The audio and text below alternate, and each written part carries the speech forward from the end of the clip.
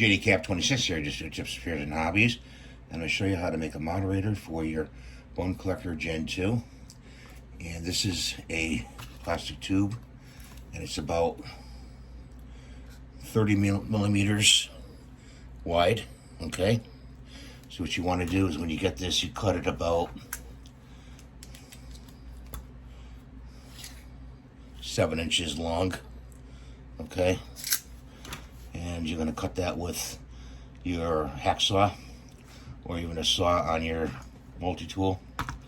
After you get it cut to length, you're going to cut up about 4 inches like that.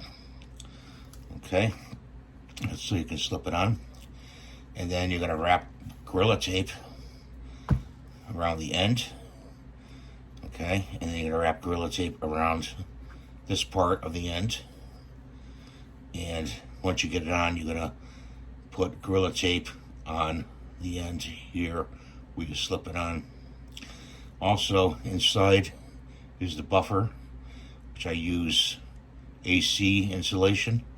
You just stuff that in there, and once it wears out, you can keep adding insulation to it because it'll eventually shoot out the end. But this will quiet it down considerably, and I'll show you next how it goes on the gun.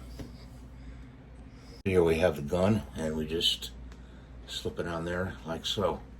You cover the vents, and it's on there nice and tight, and I'll show you that. So that's what I want to show you today. Very easy to do. They don't make a moderator for this, I don't know why, but it can be made. So thanks for watching. Have a great day. And it is the Bone Collector. So we'll see you next time in the next video. A little crooked here, guys. Sorry about that.